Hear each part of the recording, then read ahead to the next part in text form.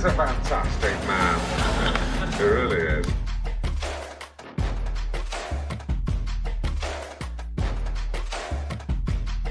Ladies and gentlemen, please welcome. What's going on, everybody? This is Dan French. It's the French Workbench Podcast. And thank you guys all for tuning in, whoever was there before. Back for a brand new edition. This is the brand new edition. You guys know this is your source for financing real estate, right? I mean, this is the most behind-the-scenes information regarding financing, celebrities, real estate, money talk, entrepreneurs here in Las Vegas. Got a full studio. We're going to talk a lot about property management. We're going to talk with Andy Papazian about appraisals and update on that. You know, we're going to talk with Mr. Iceman over here about what's going on in the housing market. Yo, Cholos. What's going on, Cholos? Brett, what's up, buddy? How are you, man? Yo, bro. What's going on? No, I'm well, man. I'm well. I just wanted to play that part for a second. Now I'm done with it. Yeah, what's going on with you today, Not bud? much. Busy weekend, man. Going to an NFT party tonight. Got an open house tomorrow.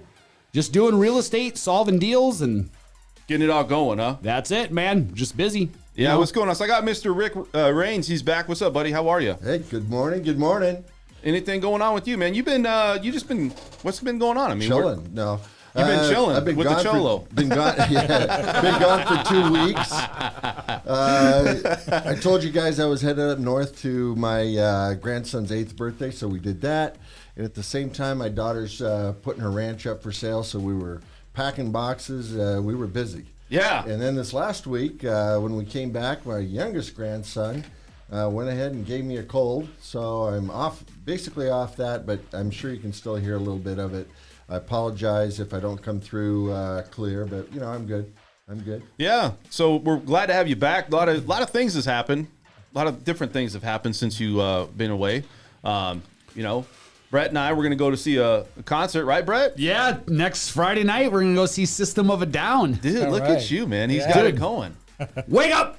Wake up! Wake up! Dude, I'm telling you, man. I want to see it keep going, but we'll go down that road a little bit. It'll be fun, man. We also got Andy Papazian. He's our appraiser, and he's the guy that we go through. He's the guru of all appraisers. He's the guy that's been in the... He's the appraiser's appraiser. Man, he's been in the saddle for a long time, right, Andy? Long time. How long? How long? Well, I started in real estate back in '89. Then switched over to appraisals in 2003. So I've been in the industry for a long, long time. And assuming you like appraisals more than actually selling real... I do. Yeah, I get that. Trust me. What about it do you like? what about it do you like better? I'm a little bit more in control of what happens. Yeah. No, you're absolutely right about that. Yeah. That's a good point. So today we're going to talk a lot about what's happening in the housing market as always. Guys, this is a financing and real estate show, so we want to stay on course, but we do kind of venture off a little bit. Want to talk a little bit with appraisals and also with property management because it does affect everybody, right? Mm-hmm. And so we're going to first off talk with Andy. He's our guest of honor this week. Wow. And, you know, I put a lot of effort into trying to figure out what Andy's about and, like, what makes him tick. So, Andy, what do you do, man? Like, what's your hobbies? What do you typically do for, you know, if you guys are going to go somewhere, or what do you guys, you know, what does your family do? What do you do for? Is that before I got married or after I got married? What do you do both? What did you do before? Live life differently? Right. Yeah, certain things you kind of stop doing after a while. Getting married is all about learning how to live differently, basically. Right, exactly. Yeah. I used to love skiing. Did you really? Before I got married. Okay. Yeah. I used to ski a lot, man. You went up to Mount Baldy. Oh, yeah, sure. Yeah, went up there. I've also went up to Big Bear. We did a lot of Big Bear. Mount Baldy was more of like a... I did snowboarding too. Mm-hmm. Okay, snowboarding to me, I thought it was going to be a smooth transition, and it was not. No, from skiing to snowboarding. Yeah, because it's weird because when you think that okay, well, I got skiing down, which I feel is hard because you're doing it on two different planks, right? Mm-hmm. Right. When you're going sideways and you really can't pull your foot out, that's tough. I mean, I got used to it, but it was not the first day was a lot of absolutely. It your takes butt, a little man. while. Yeah, definitely. First, you have to learn how to fall. Correct. So that way you don't break anything. Right? Yeah. You do. I mean, did you snowboard? No. No. Actually, snowboarding was not around back in the Middle Ages. I see. Back before he was married, they didn't have snowboarding yet. King Louis III was around. I love skiing. They just ski uphill both ways. Yeah. So So basically, you went and you were skiing, and what hobbies do you really do, man? Fishing and stuff like that. Oh, do you? Where do you go Motorcycling, fishing? Lately, we haven't gone anywhere because there's really nowhere good anymore around here. But Right. Lake Mead, we used to go back in the day, when it was a little bit fuller with water. Yeah, when they actually had water. Yeah. But yeah, fishing's fun. We used to go to Utah.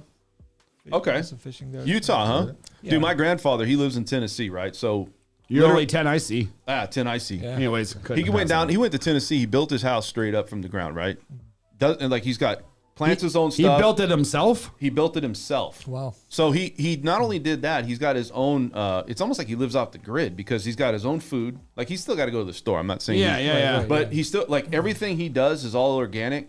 That guy fishes probably at least 4 or 5 times. I would say 4. I don't know. Yeah, because he eats it, right? Every That's time you his- see him, yeah. he's got 2 big old. Dude, that guy's living clean, man. Yeah. Oh, I mean, that's like the a way to do fantasy it. in a lot of people's heads. Yeah. Now, the reality of that is maybe a little different when you get there and do it, but that fantasy in the head of how he lives is Right. shit. That's ideal, man. Yeah. Yeah. How many? So like when you go fishing, is there certain fish that you go after? Or? No, just whatever's available wherever you go. Okay. Yeah. So is this like your getaway time? Like it's just like, hey man, I'm gonna let myself go, and it is, man. Definitely, it's relaxing. Actually, It's whatever the farm he's at is stocking. No, he put out only the catfish bait. Oh yeah, right. All the others know to stay away. Well, we used to catch a lot of striped bass in Lake Mead. You know what, man? Lake Mead's a little bit unique because it's weird. We were in a boat. We were going in a pontoon boat. All of a sudden, you see this snake come across the water. Oh wow. Are you serious? No Seen joke. that before. No joke. You seen it before, Rick? Oh, of course. Yeah. wow. I thought Not at Lake Mead. I saw it at Lake Mead. I'm from South Dakota, and we used to go to the Water local, moccasins. the local swimming hole, Yeah. which was a Pond. pond. Yep. And, Same thing with us. You had freaking snapping turtles and wow. snakes. Oh, yeah. Yeah. We would go out there, and as kids, we'd take our BB guns, and you try Yeah. to pop them. Dude, we had a dock that was out on this lake, and it was like a private lake, but it was spring fed. And I mean, we'd be out there swimming and see a water moccasin. Look up a water moccasin. Look how nice those things are. Well, it's weird because you go to Lake Mead and it's like there is certain areas where there's piranha, right? So I think you don't want to go. Shut up.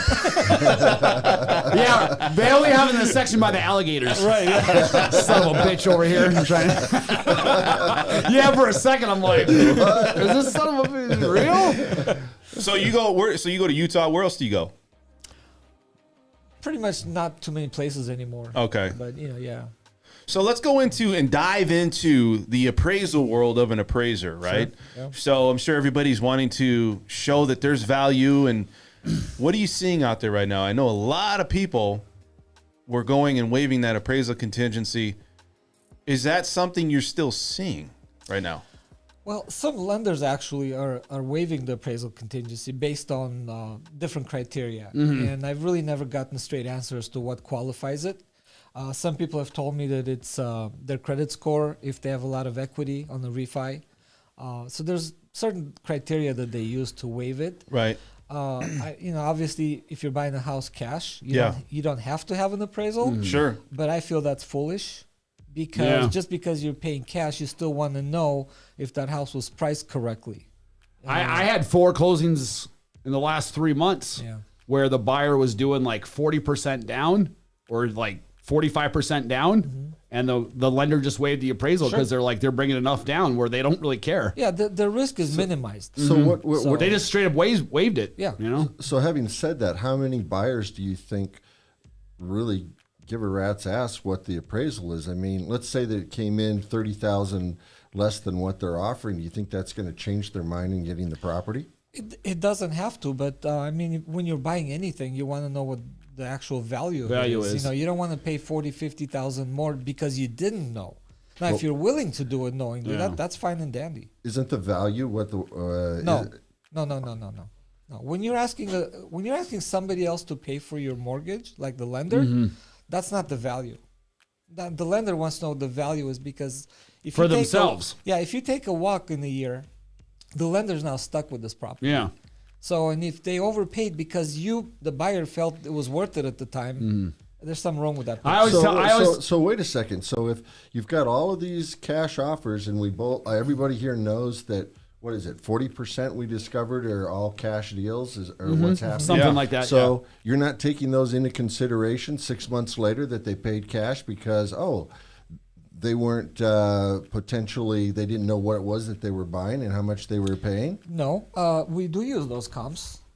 Absolutely, I would use those comps, and they help us define the higher range of the market, regardless of how they got there. So Yeah, I mean, and kind of to go back to before, with the lender, I always tell my buyers, listen, it's your lender's the one that's lending you the money. They're the ones that want to know the value of it because they're lending you the money. If they're loaning you, say, $350,000, they want to make sure that that's a good investment for them. Right. So they're not doing the appraisal for you. They're doing the appraisal to cover themselves. Exactly, right, exactly. So they want to find out what their risk is down the road. Yeah, That's exactly. exactly what it Exactly. is. In fact, I was talking to one of the, I'm not going to mention who it is or what company, but he was way up there in position. And I had a conversation with him, and he said, look, excuse me, appraisers are a little gun shy these days, to make sure they don't overprice the property. But he said the way we look at it is if you came in 15,000 above where it actually should be in the range, he said the risk to us is the same. We're not risking that much more. Sure. So they're looking at it in a different perspective than we are. But we as an appraiser, we have to cover ourselves. Yeah, you're worried about. We don't want to commit fraud, first of all. Absolutely. Okay? And we want to make sure the lender is not going to come back later on and say, hey, you overpriced this property by $100,000. What's the deal? Right. So there's a lot of factors involved in this. Yeah, your concern is to make sure you're doing the job right so that in the future, if ever challenged, they don't have anything to challenge. You can back it up. Another thing is we have to abide by Fannie Mae guidelines. Absolutely. Okay. Fannie Mae guidelines, one of them says when you're coming up with the value, you cannot exceed the pre-adjusted value. For example, if you've got a 350, 345, and a 370, and the contract price is a 380, okay, and the post-adjustment values are somewhere in that range, you cannot exceed that 370, the higher number. Yeah. You have to be bracketed, is what they refer to. They call it that. So let's talk about cost. I think everybody wants to know how an appraiser gets paid. And in some cases, there's like, well, why am I paying $450 or $500 or $600? And then let's say you got a scope of work that's over $1 million, right? Let's say you got $1 million, 1.5, $2 million. All of a sudden it gets jacked up to like, $1,000, right? Why is that? I mean, obviously it's more work, but go ahead. Well, it is a lot more work, actually. That's why. It's a lot more work. I have a scenario right now that this one company that I'm signed up with, and I do a lot of work for them. Everybody turned this property down. It's a brand new build. Okay, it's over $2 million, and rewind. Why would they turn it down? Because I'm getting to it. Okay. Yeah, it came to me. I turned it down because of the fee they were paying. They were just unrealistic. Oh, I don't have gotcha. to take anything I don't want to. Okay, I thought it was just something that was so hard to comp. It is. Okay. It is hard. So it went around. Apparently, everybody turned it down. And they have a huge roster of appraisers. Okay, it came back to me. I turned it down again. me. It went around and around. Finally, I get a phone call by somebody that I've known for 30 years in the company. And I told her, I said, I will take this. This is what my fee is going to be, and I'm only doing it for you. Right. Because of the relationship we've had over the years. Yeah. It is a very difficult property to appraise. It's brand new. Obviously, the construction is not even finished. I don't even know what stage it's at. I haven't seen it yet. Okay. I'm going next week. But the comps are more difficult. The requirements are more difficult. The amount of upgrading is totally different because even though it's a tract home, they're semi-custom. I got you. You've got homes in there that sold for $1 million. No, I get you. You can have the same floor model that's 550 and one that's 1.3. Exactly. Yep, I got you. So, there's a lot of stuff that's involved in an appraisal, and that would determine how much time it's going to take to do it, and that's what determines your fee. I think there's a misconception, though, because you got a lot of people out there that are saying, well, why does appraisal cost so much? And how is it different between company to company, right? I mean, I don't know if it's a huge difference, but, In some cases, it is. It is, and so there's an appraisal management fee, Yep. right? Like, can we talk about that? Because I think people don't understand how this whole appraisal process actually works and they pay for it, right? That's a great point. Actually, in my opinion, in the transaction, the appraisal fee is not the highest fee. Okay, I've seen good faith estimates, and what some lenders are charging. Oh, yeah, I know. It's a crime, actually. Okay, so you can't come on and say that the appraisal fee is too high. What am I paying for? Yeah.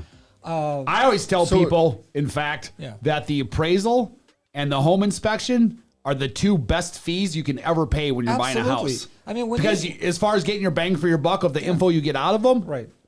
Hands down. When it takes you 4 to 5 hours on the average to do an appraisal, that includes the time you go out to the property, you do your comps, you do the measurements, then you do the report. It's roughly about 4 to 5 hours, let's say, approximately. It could vary. Okay, so the fee you're getting is really not that high by comparison. When you have when you're getting a loan, a lot of lenders have a loan origination fee, which is 1%. Now take the 1% on the loan amount, and you tell me, is the appraisal fee high or is that here's the thing: you're also getting paid for your knowledge. Exactly right. It's not just the commission we're getting. Absolutely, that's to me that's a debunked theory that the appraisal is too high. That's something only a lender would say.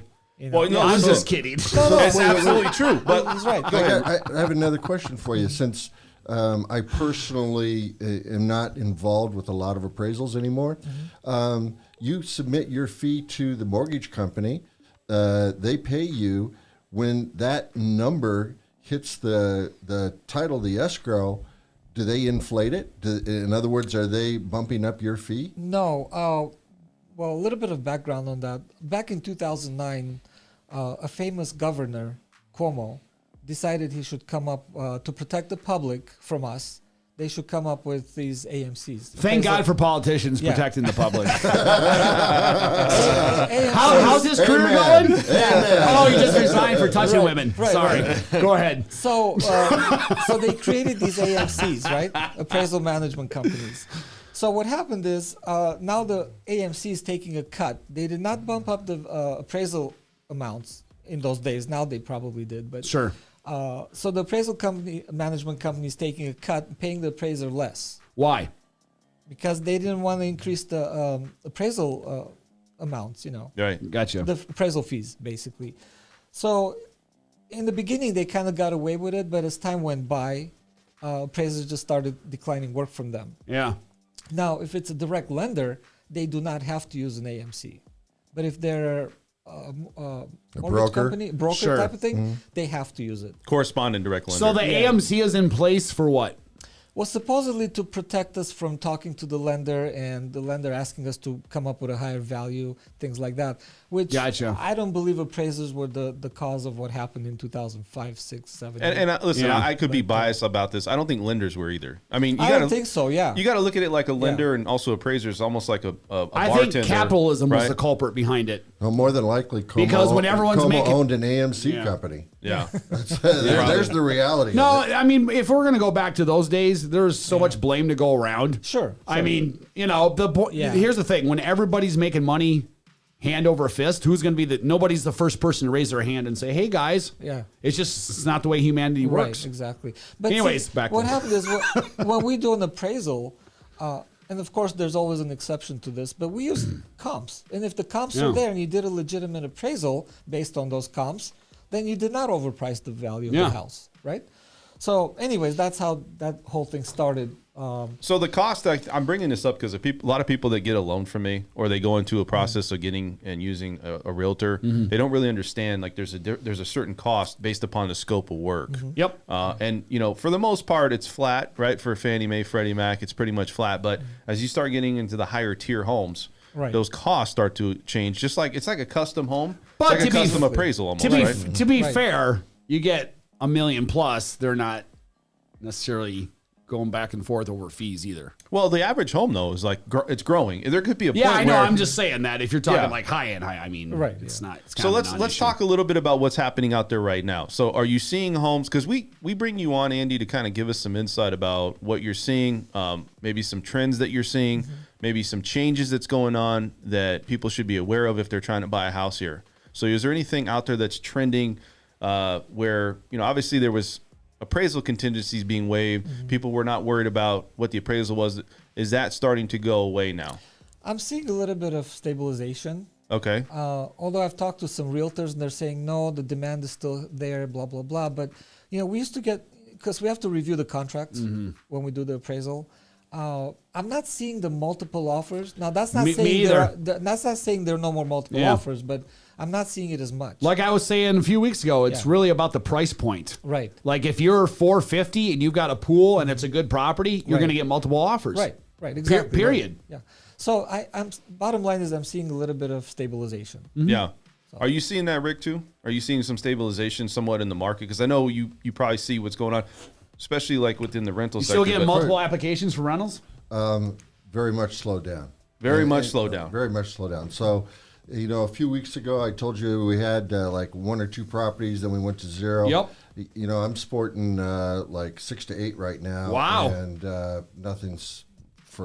nothing much is happening. Nothing's happening. Is it because of the time of year, you think, why this is starting That to comes slow into down? play big time. That comes in big time. What about you, Andy? You think, this time of year, you look at appraisals and, they're slowing down. The appraisal side of it really doesn't slow down because we also have the refi market. I see. So if it's not one, it's the other.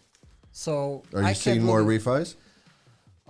It's been steady, actually. I would say 50-50. I feel like the refi sector, I guess you would call it, is slowing down. I'm not saying people aren't coming to refi, but man, it's starting to just, I don't know if it's the time of year, but maybe the rates have going up. Everybody's just, I'm going to take a break. I'm going to take a break, Yeah, I'm going to take a breath and pause. I don't know. For me, I feel that the business overall, not just for refis, but purchases, everything across the board is really taking a slowing here. What do you think? And that happens. I mean, this time of year, it's going to happen.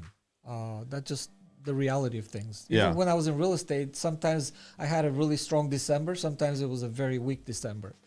So I think the seasonality of it has something to do. So we're going to talk a little bit today about if you guys have any questions, if anybody's on here and they're listening and they want to ask questions to Andy, we'll be happy to answer those questions. That's why he's here. If you guys have any questions about maybe if you're buying a new home or an existing home, whatever it is, or if you're planning to refinance, hopefully you're using me and you can get Andy on here. So let's talk a little bit about quality and control. And we were talking about this before because I think a lot of people don't understand how a property is actually looked at and how the appraisal process is taken. Go ahead. What were you saying? No, I wasn't going to say anything. Oh, I was okay. just avoiding a cough. So just basically how it all starts and how it goes through. So you have a Q1 versus Q6. You have a C1 versus C6. So you have a house that's a little bit older. Maybe it's outdated with some of the cabinetry. Maybe it's outdated with some of the flooring, things like that. What do you do in that situation as far as how is that classified? Okay. Well, first let me explain a little bit about what those codes are. And that the coding system came up a few years ago when they changed the form a little bit. Fannie Mae did. The Q1 through Q6 basically refers to the quality of the house. Okay. The C1 through C6 is the condition of the house. Right. Now, most homes fall in the C4 range, which is your typical average home. Okay. A C1 is a brand new home that's never been lived in. Okay.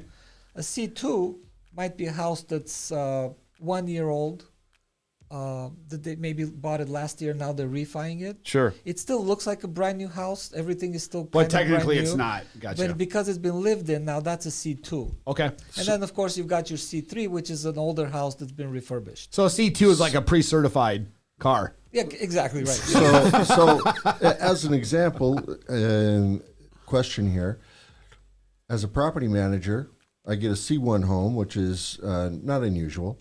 Investor buys a brand new home, and I put a tenant in that destroys it. Literally just screws it over in the matter of 9 months. Tenant?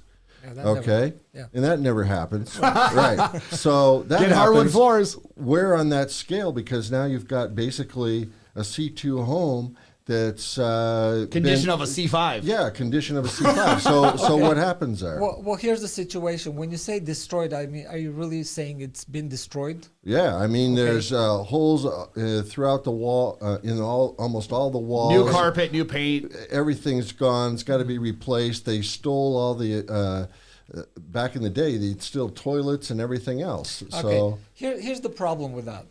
that property would probably be classified as a C5 just for the condition alone, not the age of the house. Yeah. Now, lenders, if they see a C5, that That's loan trouble. is canceled. It's Yeah, done. that's trouble. Okay. What I would recommend is the Gotcha. owner fix up at least the cosmetic parts of it Mm-hmm. and make it look like it's a C4, which is your typical wear and tear type of situation.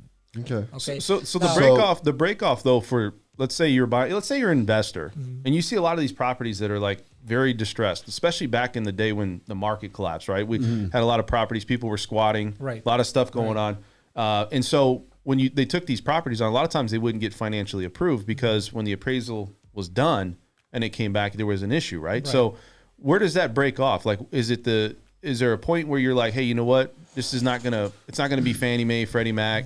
It's not going to be Ginnie Mae, FHA.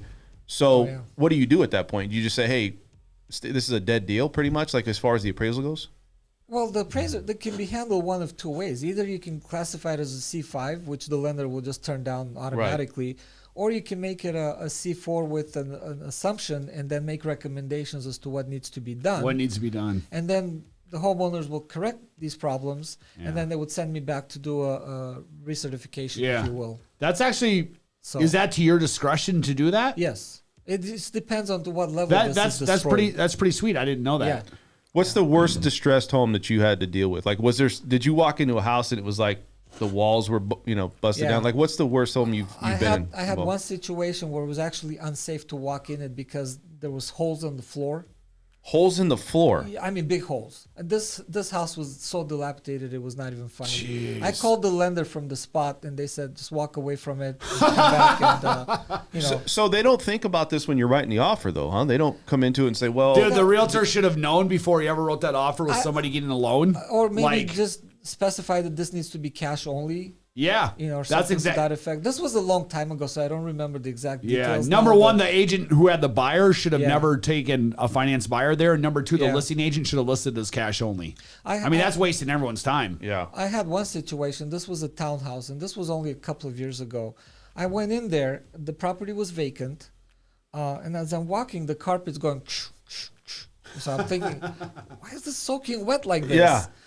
The kitchen was totally destroyed, and the lender again. They said we're not going to lend on this. So when the realtor's making these offers, they don't ever bring it up. Like, it's weird that they wouldn't bring it up to the lender and be like, hey, would this be an issue on the appraisal? I don't know what that. Dude, realtors, you'd be You know- surprised what there's a lot of common sense things that realtors could approach from the very beginning and use that would save everybody A lot involved of it is lack time. of knowledge, also. Yeah, that too. If you take That a too. listing in an older neighborhood, and you know that house will probably go on an FHA loan, and you see the fascia boards are all peeling, but again, they don't know that this is an issue. But this is an FHA condition, actually. I say the seller, you see those fascia boards? Yeah. I almost guarantee you're going to have to scrape it Or and repaint the it. water heater is not strapped. You should Yep. you should Drip be telling pan. that seller that hey, Yeah. not drip pan is not a requirement, but the straps are. Okay. So you should be preparing your seller to get What is these for things VA? done. But I don't do VA, so I don't know. Oh, okay. Yeah. But there's another lender out there that is very, very small in the market. Back in the day, back in the 70s, probably had a little more clout, and those are the hard money lenders. Yes. And those guys, if you're paying 18, 19% on your mortgage, they'll take most anything, especially if you're putting something down. And Right. so the appraiser... Yeah, that's a good point. Yeah, just jump over that hole. Yeah, That's send us the yeah. picture. Well, yeah. If you want to go the hard money route, that's a whole different game. Different game. We can make magic happen there, Right. baby. Yeah, I mean that's an end result though. That's like if I've already exhausted all avenues, I would do that Right. because people think like, well, let's go do hard money. I mean, your money is not going to work for you in that situation. And, No, and it's not in your ultimately, best interest. The contracts are written for that hard money lender to make all the money, and you're required and you're stuck in that situation. I will say though, I know some people who flip homes and stuff like that, and that's where a hard money lender does come into play. If you use it what I just for suggested for a short-term- 30-year mortgage, hell, No, I mean, no, first of that all, you're not doesn't going to work. find. It's not Yeah. going to work. Period. And usually those type of loans, they're short term. Yeah, They're exactly. 5 years Balloon or payment less. at the Right. end. Yeah. Yep. So you see a lot of properties being flipped right now, as far as homes that you're looking at, or it's just you know what, this is kind of a dead market or slowing market. I can't say a lot, but there are some. Yeah. So Typical flippers. yeah. I see them around with the properties and So And there's sometimes if they bought it at a good price and there's quite a bit of margin in there. Sure. They're okay. Yeah. But sometimes they're not okay. Yeah. They're way overpriced. I'll see ones that are like the flips that are 800, 900, maybe $1 million. Mm-hmm. Those I'll see are usually fine because they were literally bought in January or February, and it took them 10 months. Yeah. To get the house, so they're more than fine. Right. I mean, not only including it's a new, what they've done to the inside, but the increase of the market. Rick, you were going to say something? No, I was just going to ask him if he had any stories. Appraisers are going out to these properties of situations that you run into unexpectedly. It could be anything. I can come up with a whole bunch of scenarios that property managers run into all the time. But what is it that appraisers not necessarily fear, but are apprehensive about if they go out when they go out? Big to the property? dogs like mailmen. Yeah, or whatever. Anything? Not much actually. I mean, people are pretty good about doing stuff with their dogs, like put them in the back or you put them in the garage for a little while. They know you're coming. Yeah. What I tell people is, look, I'm going to do the outside perimeter first, so make sure the side gate's open. And if you have a big dog or whatever, put him in the garage for a couple of minutes or any room. I'll do the perimeter, and then I'll just trade places with him, put him in the backyard, and I'll do the rest of the house. So, what is the options like if you have like a pool that's not working? Like, because a lot of people, they have pools. I don't see why you would not want to get the pool working, but sometimes the seller doesn't want to spend the money to do it, right? Well, what I've seen, what I've run into actually is people would have drained the pool because of the winter months, and the pool is peeling and stuff, so they're going to get it done in the summer or whatever. But when they're refining the house, so I go over there, and obviously the pool's not fixed yet, but the lender's going to make them fill the pool. It has to have clean water. Because you can't count it if it's not working. I mean, not only count it, but they want to have water in there. Otherwise, they're not going to loan. Yeah, that's what I mean. Like it's right now, it's not. Hazard. It's not a valuable. Yeah. It's because it's not full. It's not working. But it's a hazard, is what it is. Yeah, that's true too. But can't you list that as a skateboard park? I haven't tried that yet. Put some graffiti on the side. Right, yeah. Yeah, man. Have the homeowner's kid do a couple of That was Dan's Cholo days. Right. You know what's crazy? You know you hit the skate park back in the day. Dude, my brother, right? He's in California. He had a half pool, and they took it and put it above ground, and he actually made a ramp out of it. It's pretty. Your brother did? Yeah, one of my brothers. Yeah, one of your brothers. One of my brothers. So it's weird because he was skating, and it was like he actually got hurt on it. But it's weird that it was like an old half. Which pool. Half pipe, I'm curious, man. Which half? He had a half it the pipe, bottom bro. half or the half pipe? Yeah, it was a half. That's pipe. great. Yeah, man. You're quintessential California kid, man. I'm telling you, man. SoCal in the house. How do you have half a pool? You know what's crazy? So he found this. I don't know where he found it, but it was already broken in half, and it was one of those older stuff. Yeah, it was a fiberglass pool. And then he kind of rebuilt it, and he kind of like made it a little bit stronger. He actually had people over, and they were half piping it, man. Half pipe, man. Dude, I haven't heard that in a long time. Half pipe. Yeah, man. Yeah. So you look at these appraisals, right? And you look at a lot of stuff that we're seeing with values. When's the last time you really had something come where the value wasn't there? Like, meaning, that they're overinflating the market a little bit, where the seller's like, hey, I want to get this price point. But is there properties out there that are starting to see where the value and also the appraisal are really starting to meet now? Because we know it was 10 or 15 above, right. 20 above. Sure. Are you starting to see that this market's kind of coming back down a little bit? I am, and that's what I meant by saying stabilizing. I'm still having some values come in below, but they're not crazy below. Yeah. They're still workable. And if the agents are sharp enough and they know what they're doing, they can make that deal work. Even if it's like $10,000-$15,000 difference, I can absolutely make that work. Absolutely. Hey, when I was a dude, realtor, you're not trying if you can't make 10 grand off work or 15. When you got 10 or 15 grand, that's not a lot of money. When in this market, so you can have the seller come down a little bit, the buyer come in a little bit out of pocket, and the two agents can kick in just a little bit. Don't be mentioning that. I've done it. I know. I've done it all. Let's not encourage that. No, I'm not. But I'm just saying. Just kidding. It's close enough to where it can happen. You're right. That's absolutely how it happens. Sellers do a little, buyers do a little, the agents do a little. We close. Everyone's happy. What you see is you get these agents. They complain to the lender, and they send these comps to them, and the lender goes, "Can you take a look at these?" And You look at them, they go, these are not comps. This is what I'm talking about with my business. Yeah. Right? Think about the work Right. they stuck into doing that versus just getting it resolved. Exactly, right. Crazy, right? Hey, did you ever see back in the day where actually, I mean, this is crazy, but I'm just curious. Did anybody ever, like back in the day when it was like, you know, pre-crash, that they were trying to like, hey, let's try to like meet and inflate the values? Like, did that actually really happen with you or other appraisers? Because I'm curious, like how all this kind of, I know why it unfolded, but it's just, were you ever a part of that stuff? No. You never were a part of any of that, right? No. There's no way. Dude, who's going to admit that? No, I mean, I'm just I'm not saying. going to jeopardize my license and my Me either. livelihood. I don't know nothing about that. You know, so it's not worth it. Well, the reason I'm bringing this up is because I think a lot of people think like, well, the appraiser was the one like taking undercut, you know, money from somebody, like getting, you know, some type of. How much money would you take to make Right. this worth it, though? I mean, come on. And This so, doesn't well, make sense. because I think a lot of people, dude, there was people that I knew in my in the lending world that were literally getting handcuffed on the way out. Yeah. And that's why I'm saying, like, maybe you witnessed something or you're a part of it where you saw somebody that you knew or something. You're like, wow, this is crazy. You know what I mean? No, but you know, after this thing happened, I've heard of appraisers actually when they go to the property and the seller or not seller, but the person refinancing, the homeowner, would start talking about this is the value I need, blah blah blah. They turn around and walk away. Yeah. I'd turn around and say, man, not this doing isn't this. 2005. You can't, like, No. people aren't going to hear that anymore. You're not really supposed to be asking people to hit a number. Period. That's You're illegal. not supposed to, period. So I understand. Yeah. Well, I'm going to give you a call and see if I can hit a number on the next one. Do you feel lucky? Come on, punk? man. I just need that 500. Give me the 500. Let me roll the dice. I had this one deal I did not too long You and your girl ago. like to go on a night out? I got some tickets for you. So I Like had steak? this appraisal that I did not too long ago, right? So the guy goes, this is our second or third appraisal we're doing. And I go, why? What? He goes, because they're not coming in the value.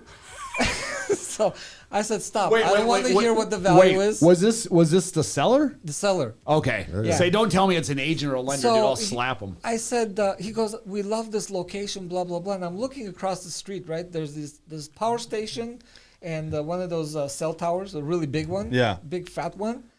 And he goes, With the palm tree on I top. love brain cancer. he goes, this is the reason we bought this property. Because it's Shut so up. private. He goes, it's so private, right? While his ears are bleeding. Yeah. And I'm thinking to myself, this And then is probably why he didn't come in. Did he have some swampland that he would sell you to? Because, I mean, I heard that shit's a really good deal right now. Right? This time of year. Told myself, I don't want to know any of these. I don't want to know what the other values came in. Crazy. I don't want to know what you're expecting. Crazy. I'm done. Yeah, I bet. I mean, stories like that, I bet you Yeah, could but just you got line 'em up, realtors, huh? man. The reason I'm bringing this up too is you got realtors. Brett, you've been out to probably meet a real appraiser. No, out the we've had this Hey, discussion. man. No, I don't. Are you sure, Brett? 100%. Dude, I've been in this business since 05. I saw when the market was up, I saw when it was way down, and I saw everything in between. I'm just. I've never met an appraiser out there. Never. And there's nothing wrong with meeting the appraiser. You know, I'll be glad to talk to agents as long as they don't start saying this is the number we need. Yeah. Okay. And I tell a lot of times I'll call the agent, especially if I see there's no comps that support that. I go, feel free to Yeah. send me some MLS numbers. I'll pull them up, I take a look at it. have done that. Or like a remodel, I've sent the stuff ahead of time to the lender to pass on to the appraiser, right. but I've never gone out there. So I provide what I need to for the homework for my sellers. That's fine. You know, but I'll take I'm not whatever going to go out there. information you I don't got. want anything to do with any kind of interaction. No, Have they- there's nothing wrong with that, actually. Yeah. You can meet me I'm just there and paranoid like that, no, man. No, as long as you're not talking numbers, like, we need this number, Yeah. you're fine. We What can about if talk you just to write it down on a piece Yeah. of paper and hand it to you? That's not going to the bank. Hey, Speaking of numbers, I'm sure your kid has a college fund, right? What do I need to? have they ever, Andy, have they ever stood out by your car while you're doing the appraisal with a 9-iron? That's happened to me. Really? No shit. Wow. Are you serious? Yeah, one of my tenants. Wow. She did not like the fact that I was doing an inspection, and she didn't want to be evicted, and she grabbed her 9-iron and went for my Jeep. And I just said, no, never mind, I'll come back later. Yeah. Wow. Yeah, not worth it. Wow. She was going to go out to your Jeep? Oh, she was headed there. Wow. No, she was headed to my Jeep with a 9-iron. And I mean, what's do these things happen a lot, man? Where you have Crazy confrontation people? like that? No, it doesn't happen a lot. But when you're dealing with hundreds and thousands, You're just gonna run into of it. rentals.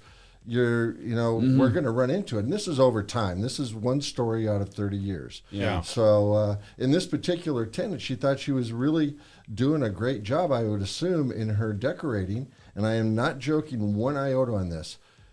Her condo was completely white, floor to ceiling, all the walls. And she took a sponge, about a 9-inch sponge, black paint, and made stars over every wall, inside the closet, and on the ceiling.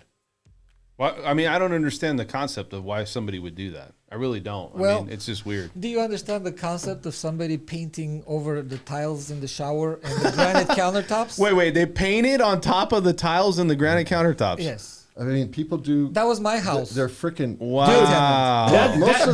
Most of these times, these people have substance abuse problems. That's like asking, why is the sky blue, man? I mean, I didn't even know. I didn't people think are you nuts. Can't you? People but, are nuts. But can't you charge them for that? Right as they leave, you got like. Yeah. okay, You keep their that's funny. deposit, but that's not enough. He's cute, isn't he, Rick? He is really cute.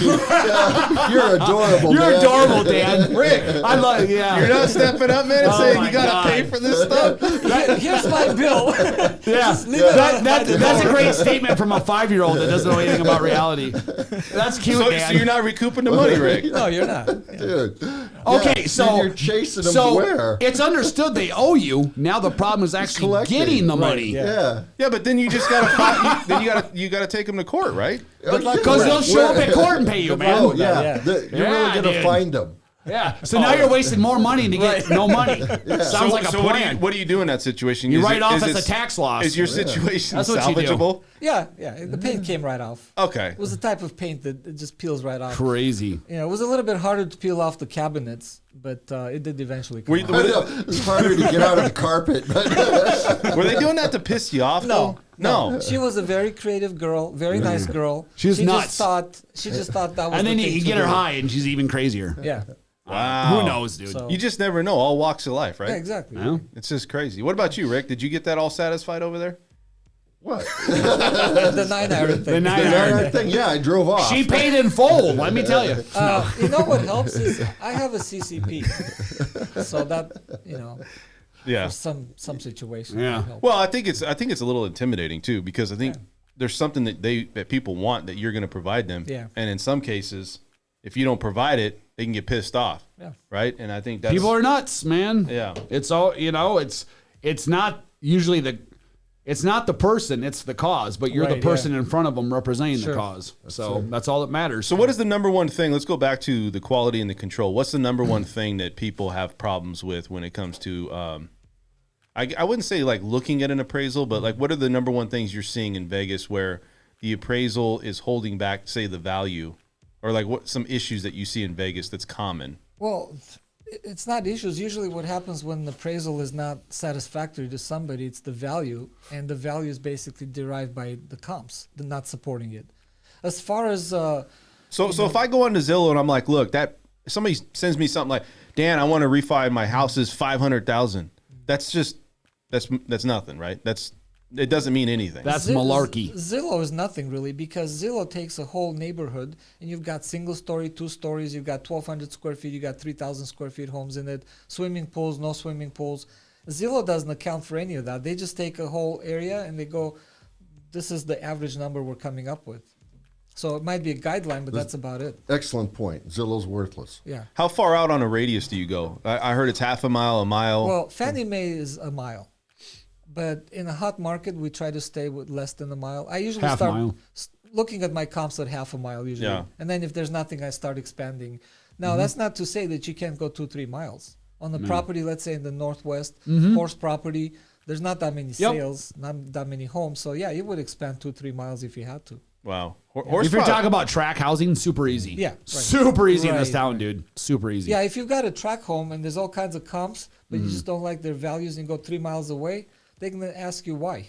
Yep. So you better have a good answer for it. There is no good You don't really answer. have a justified reason. There is no reason. Yeah, that's Like trying you to have hit your a best number. comparables in the immediate neighborhood. Exactly right. Yeah. So you look at the appraisal situation, and Vegas is I think it's starting to kind of settle down. When you look at these bigger properties, right, some of these $1 million homes, it's hard to find comps, isn't it? Because they're custom style. Sometimes it is, sometimes it's not. Yeah, not. You would have to make all kinds of adjustments for it, and those adjustments better be supported. Isn't that a little bit more of a way for a loophole to happen, though? Like where somebody could come in and justify, well, you're not really using the same property, or maybe it's similar, but as what's sold. Well, this is why on properties like that, you can expand your market area. Gotcha. As long as you try to find similar homes. And you have to understand that a lot of these newer homes in these communities, like Toll Brothers or whatever, they're easily in the million. Oh, yeah. And you have so yeah, they're different on the variations on the inside, right? Right. And that's where we get back to the base model is say 900,000, but you've got ones in there that are 3.5. Well, the new homes I usually don't have a problem with. Because you get sent everything ahead of time that you can itemize. You get comps from the builder, first of all. Exactly. And with the comps they send you, there's the breakdown of how much in upgrades they did, how much of a lot premium they paid. So now I have something to compare. So you can literally go item to item compared to the other ones of what's in this compared to the others. Like if the subject had a $10,000 lot premium, Yeah. and one of my comps had a $15,000 lot premium, that gets adjusted and minus $5,000. So now both premiums look the same, right? And vice versa. The same thing goes for your upgrades and selections that you had. Now with new homes, a lot of times they also want to see either a resale or a property outside of that subdivision. That's when it can get a little bit tricky because, like for example, in Cadence, in Henderson, there's a lot of new homes over there, but not. In order to expand out of that I know what you're saying. I know exactly what you're going to say. You have to go over 2 miles out. Yeah, dude, I'm telling you, it's. I just had to do that. It was a brand new home. Yeah. I had a resale in there. Okay, but the lender came back, said we want a property outside of the subdivision. Fine. I had to go 2.5 miles out to find one. Yeah. I did. I put it in. Dude, there's tons of equity for people buying new homes right now in a lot of cases. Not every case. Right. I just had somebody the other day. The appraisal came back $35,000. I've had it where it's $60,000. I did a loan for another realtor that had, I think it was $65,000 because it was like a year. Yeah. So it's think crazy. about that. You get in contract. And it takes them 10, 11 months to build that house. Right, yeah, and that 10 or 11 months, the market's Been skyrocketed. going up, So now they close on that house and they've got like 50 grand, 60 grand, Right. 70 grand in equity just for waiting for their house to be built. But on a refi, though, from a lender standpoint, they cannot get like 80%. There has to be like 70% loan to value, right? On a refi? On the refi, on the Yeah, brand new- it depends. Like if it's a rate and term versus cash out. It's it does depend. 70. Yeah, no, cash out is different versus rate and term. Okay. So there's certain levels and as far as how far you can go down. But yeah, the rate and term situation I think is far bigger right now than it is a cash out. Right. Right. Although I am seeing a lot of cash out buyers. So on the or rate refis. and term, what is it?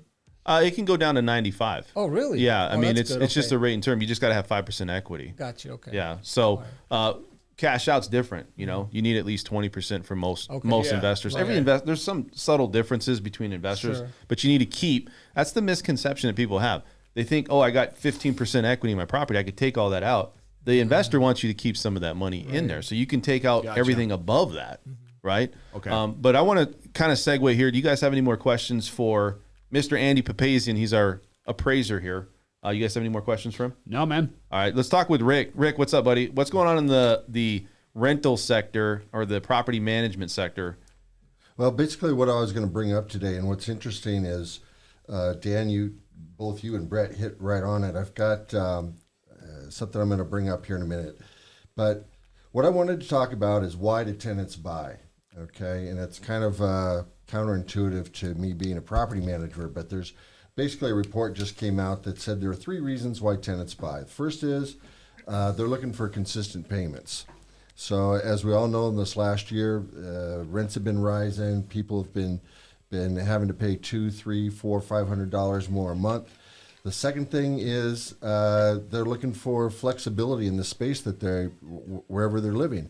When you're renting a property, you don't get the option of taking out a wall, of painting it, whatever. Changing the flooring. Doing whatever it is that you want to do. And of course, then the last thing the reason that they buy is to build wealth. And that's probably the most important part, and that's what I wanted to key on right now, is that the difference between people that rent and people that own, back in 2010, renters basically had wealth of $6,010. Okay. For renters? For renters. Okay. For homeowners, their average net worth was $204,000 because, mostly in part because of the equity in their home. And over the last 5 years, that has changed from the standpoint that it went from $6,010 for the tenant to $6,270. So basically, $260 tenants went up over the course of the last 9 years. Homeowners, on the other hand, went up $51,000. They went from $204 to $255. I see. So the point of trying to make to tenants is that if you want to increase your wealth, you want to have something for retirement, you want to improve your situation, the writing is on the wall. You need to move from being a tenant into doing whatever you can to buy. What's interesting is that the average increase in property last year for homeowners was $51,000. That's the average. But in Vegas, which is the figure Dan just gave, $64,000 in Nevada.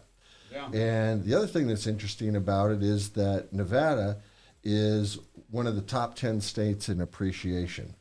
I can elaborate on that with an article, by the way. Anyways. So anyway, there's 39 other states that are appreciating at a lower overall figure. So, like 31,000 or 29 or whatever. So Vegas and Nevada is sitting in a very good spot from that standpoint. And another interesting thing that I found, this is a couple years, actually this is a couple months old, from August 21. We're always talking about how great Vegas is doing in Nevada.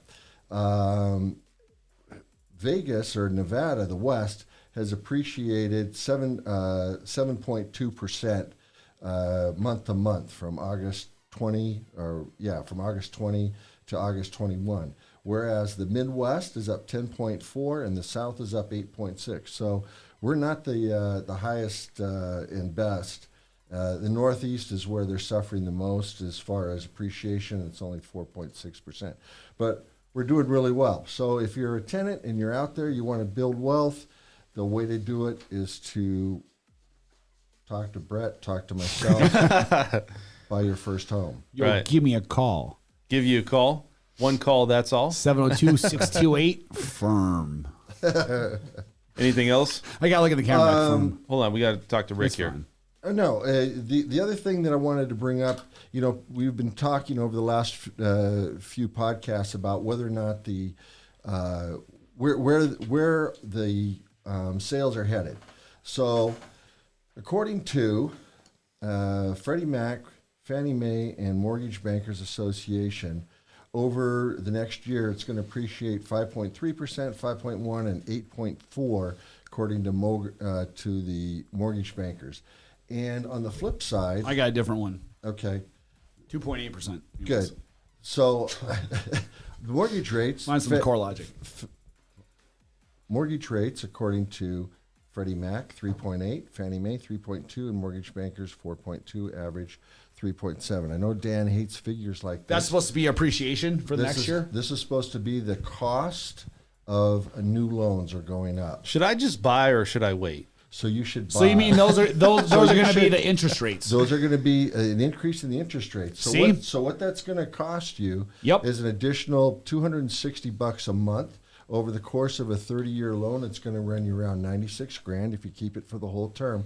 But here's the kicker: the appreciation, minimum appreciation, $118,000. So you're going to be up almost $20,000 just. Again, whether interest rates go up this next year or not, Yeah. doesn't make any difference, because everybody that I'm looking at and the reports that I'm getting is that we're still going to continue to appreciate about 5% a year for the next 5 years. Yeah, but we appreciated crazy numbers. I think it was like 17 to 19% year over so year. So I'm saying it's slowing down. Yeah, so So that craziness 5% is a over year. with, and now we're It's back to gonna a be normal about But market. 5% a listen, year. we're not going to appreciate to 19% like we did. This No. is a different frenzy now. It's just, I Yes. feel like going into next year, it might be 5 to 7%. That's still Exactly. there. Right. But That's I don't going to feel be good. That's going to be good for the next 5 years. Yes. Five. Dude, I'll take that all day long for an appreciation each year. Yeah, I mean, that's what we're looking at. So that's a better opportunity for people to buy a home. Is that right? That's correct. And so kind of what we were saying before too is, so by interest rates going up to in the 4s, you're paying what, $250 more, and it was like $90,000 over 30 years. So back a couple months ago when we were talking about people paying 40 or 50 grand over, I said, yeah, but the interest rates are so cheap right now that it doesn't matter. That's exactly This why I is- brought it up. that is because proof right there. Because Yep. these reports are saying the exact same thing that Brett, Absolutely, yep. Brett said 2 weeks ago. What do you think about inflation? Because I think rates are going to go up. Maybe you can come in on this, because if inflation keeps going up, everybody's been telling me like, hey, you know what? Inflation's not going to come back down. And I didn't say it was going to come back, but I do feel that the Fed is going to have to come in and get involved at some point, because we can't sustain this type of inflation for this long of time, right? So they got to come in, maybe raise the rates. What do you think about that? And without getting political, if some of these measures that the federal government want to pass on these $3.5 trillion whatever, you can't help but have inflation go up even more, and you're going to have that same problem. Interest rates are going to have to rise, and everybody's going to have to pay. From my personal standpoint, don't believe that the rich are the ones that are going to have to pay. The rich never have to pay. They always figure. They're never the ones that they always figure a way around, legitimately figure. Think about it like this: you got Biden, you got these people coming out saying the rich are going to be the ones paying for it. Think about this: he's rich. Why would you tax yourself? It's not going to happen. Right. So it's not going to happen. I'm just saying, because it's think all about smoke that. and mirrors, dude. Think about that's it. why They want to go after that. They want to get reelected. Limit, so. The 600 limit. So the $600 limit, they want to know every penny that you've got so that they can tax the poor more. That's what it boils down to. All right, let's go over to Mr. Brett Jenny. You got anything on real estate, man? He covered it pretty much all, man. Everything's good. Yep. All right, guys, we're going to end the show. You have anything else to say here, Rick? No, that's it. All right, guys, we're going to end the show. Cool. Thank you guys for tuning in. Thanks We for got watching, a big everyone. day. Everybody, check out Andy Papazian. He's well, I don't know if you can check him out. He's an appraiser, but He'll be checking your check me property out. Coming to a for property Andy. near you soon. Right, Andy? Coming to your house. Coming to your house soon. Hey, That should be your tagline. There you go. Coming to your house soon. I always forget. Check out our website, www.property-mgmt.com. And you can see all our availables. You can get questions answered. Give us a call. Phone number's available. Also, guys, subscribe to the channel. This is, we're trying to grow the channel. Please subscribe. If you have questions, like Andy's in here, I bring these people that are professionals, right? They've been doing this stuff for years. If you have certain questions, ask him in the comment section. He'll jump on the YouTube channel. He'll answer those questions. And also like the channel, right? I mean, give us some likes. You know, if there's Subscribe is more important, Feedback's but like good is too. cool. You know what? If you guys feel like, hey, we can do something different, or you guys want more about the show, let us know. Let us know what you guys would want. We're here to obviously grow the channel and appease and educate. So this is Dan French, guys. We'll see you on Tuesday. Folks, have a great weekend, and we'll see you then. Thank you for watching an episode of the French Workbench Podcast. If you want to tune into past episodes, please subscribe to my channel now. Also, if you want to look at our audio-only options, we do have iTunes and SoundCloud.